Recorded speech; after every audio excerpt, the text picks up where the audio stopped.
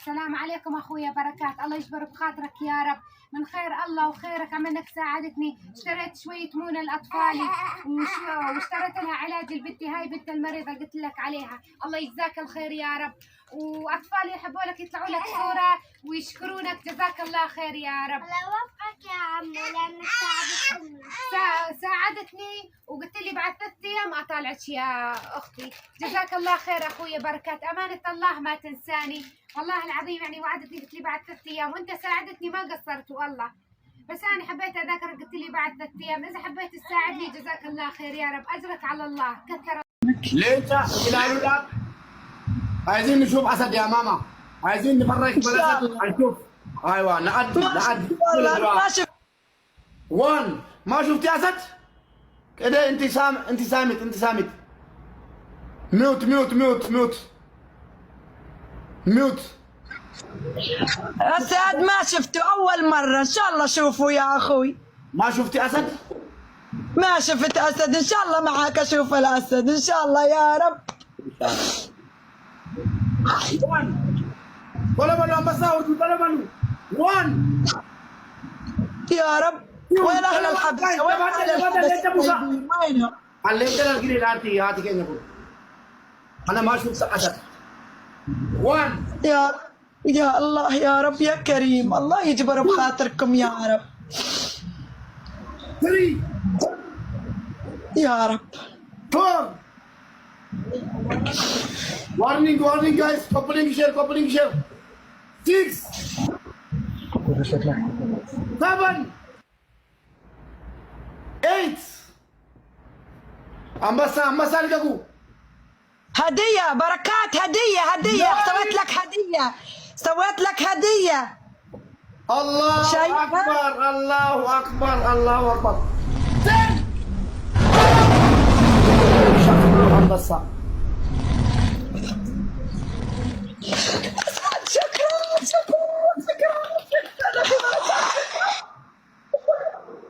شكرا الله يوفقك، شكرا الله يرزقك يا رب، الله يسعدك يا رب. آمين. الله يجبر بخاطرك، هي هدية سويت لك اياها والله. الله يجبر بخاطرك، الله يجبر بخاطرك يا رب، الله يرحم. Ashamaa arga fuunee hordoftoota koo nagaa sinifaa ta'u lafa jirtanitti akkam jirtu nagaa keessanii nagaadha rabbiin galatu isinii jedha. Dhugaa dubbachuudhaaf har'a imimmaan koo qabachuutiin dadhabe jechuudha. Iyyummaan tuni harka nama ilaalchisti. Iyyummaan immoo lafa kamittiyyuu hin dhabamu jechuudha. Dhugaa dubbachuudhaaf yeroo Itoophiyaa jiru keessatti iyyummaan Itoophiyaa qofa waan jiru malee biyyoota biraa waan jiru natti fakkaatu ture. Akkasuma immoo namoonni amma jechuudha biyya Itoophiyaa keessa kan jiranii biyya haraboota keessa biyyoota guddatan garaa keessa hiyyeessi hin jiraayi yeroo jedhanii natti haasa'anii nan dhagaa jechuudha. Garuuti jechuudha akkuma biyya keenya kan waan ittiin afaanitti qabatanii too bulaniyyuu kan hin qabne haraboota keessa illee hin jiru jechuudha. Kanaaf mubeen dhugaa waaqayyo isaa eebbisu isiniin jedha. Ani guyyaa takkayyuu mubee itti muufadhe yookiis immoo mubeetti jechuudha. Guyyaa tokkoyyuu gara jibbaa isaa qabaadhee hin beeku jechuudha. Amma kamillee yoo dogoggore, amma kamiyyuu yoo balleesse gaarii hin hojjetu jechuudha. Yeroo baay'ee ija koo dura kan dhufu, yeroo baay'ee garuu nuti maaliif hojii aminaatu dafee to'i ija godhatee dafee guddatee to mul'ata waan ta'eef wanta namni gaarii godhe tokko caala isa namni amaa godhee isatu irra dafee to nutti mul'ata jechuudha. Kanaaf asumaanillee jechuudha hundumti keenya illee cubbuu qabnaa, dadhabbii qabnaa, mudaa qabnaa jechuudha. Kan wanti namni hundumtiyyuu irrina mataasaa danda'e kan ofirratti hin beekne qaba jechuudha. Kan irrinaa fi mudaa hin qabne yeroo hundumayyuu guutuu akkuma jedhe sanatti kan raawwatu bakkuma jedhe sanatti guutuu ta'ee kan argamuutii danda'u isa nama uumaa keenya qofadha isiniin jedha. Mubeen jechuudha dubartii kana jechuudha, dubartii biyya Arabaati waan ta'eef kiloo akka kanatti dhala ishii walitti qabattee jechuudha kan ishii wajjin rakkattu. Isayyuu immoo ijoollee ishiitii fi wanta ittiin mana yaalaa geessitee akimii jechuudha daawwaa garaagaraa kan ittiin bittuuf akkasuma immoo wanta isaan nyaatan illee hin qabdu jechuudha. Dhuftee na gargaaradha waan ittiin ijoollee kootii fi daawwaa yookiis immoo qoricha bituun dhabee ijoolleen kun harkatti dhumuuf deemti jetteeni inni wanta ofiisaatii hooluuf jechuudha. Yeroo darbee keessatti namoonni hedduun hin beektu mubeen maalirraa akka ture maallaqa isaa namni jalaa dhoowwatee bakka haarii keessa darbe darbee mubeen immoo namoonni beektanii qaama isaa karaa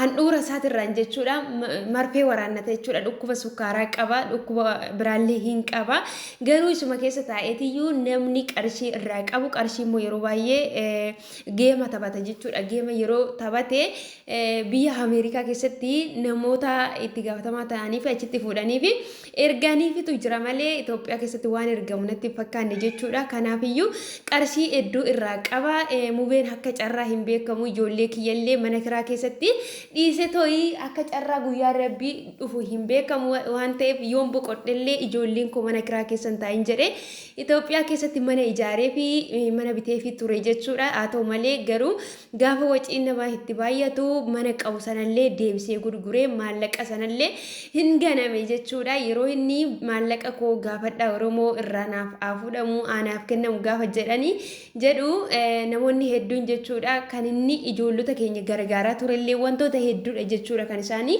maqaan ta'an itti jallisanii bakka waan hedduudha jechuudha kan isaan jedhaniifni dhugaa namaa kan beeku waaqayyo duwwaadha dhuguma namni dogoggora sin qabaa hirrina sin qabaa hirrina immoo kan qabaatu dogoggoras kan qabaatu immoo nama callisee taa'utu hin taane nama hojjetu nama gargaarudha jechuudha kanaaf yeroo baay'ee asumaan illee yeroo dogoggora namoota biraa yeroo argine badiisa namni sun hojjete duwwaa otoo hin taane jabina namni sun hojjetullee hojii isaa irrattillee dinqisiifachuu qabna nama tokko immoo gaafa waan tokkollee badiisaa itti gaafa himnu cimina inni qabu sana itti himnee isaan jajjabeessinee hanqina isaa sanallee itti himnee namni suni akka sirreeffatu gochuudha malee namni tokko gaafa badiisa tokko hojjete yookaan raawwate namni sun akkuma achirra cabee afuu yookiis immoo namni suni bakkuma jiru sanatti akka dhaabatu mogolee namaa akka gadi bu'u akkasuma immoo jechoota moraayilii namaa tuqanii jechuuti hin qabnu siniin jedha egaa obboloota kooyi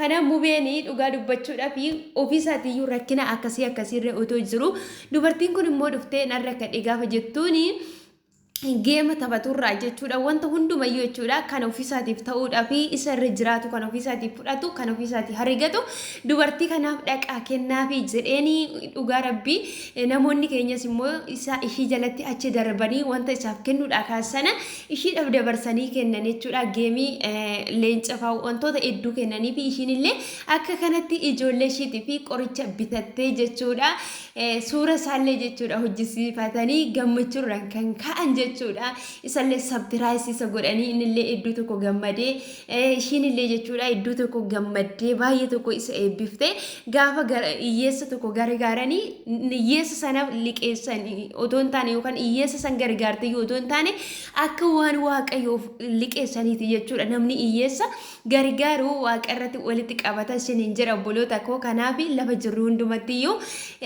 rakkattoota amma dandeenyiin jechuudha gargaaruu nama nu biraa beela'aa jiru tokko nama nu biraa dhoobochaa jiru tokko namni maallaqa qofa qarshii qofaan nama gargaara otoo hin taane nama rakkatee too'ii yaada keenya gorsa keenya illee barbaada gara keenyatti dhufullee yaada gaarii gorsa gaarii akka obboleessaa akka obboleettitti itti sinnee jechuudha garaa qulqulluudhaan yaada keenya gaafa laannee fi inni kuniyyuu jechuudha gargaarsa jechuudha karaa tokkoon kanaaf namni immoo karaa hedduutiin walii gargaaraa dubartiin kun dhugaa hedduu gammaddee gaafa dubartiin kun akka kana gammaddu waaqayyollee waaqarraa namatti gammada isiniin jedha yeroo hedduu jechuudha wantoonni nan taazabu keessa baay'ee kana nan taajjabu shamarran jechuudha lafa geemii kanatti isaa ta'u lafa iddoo kamitti jechuudha konkolaataa gara keessatti baay'ee tokko jechuudha kan isaan gara jabaatan dubartoota garaatti baatan akkasuma immoo namoota gurguddaa umurii isaaniitiin illee siqan jechuudha kan harri baasanii bakka danda'anii dugda isaaniitiin dhaabatanii deemuutii hin dandeenye yeroo konkolaatanii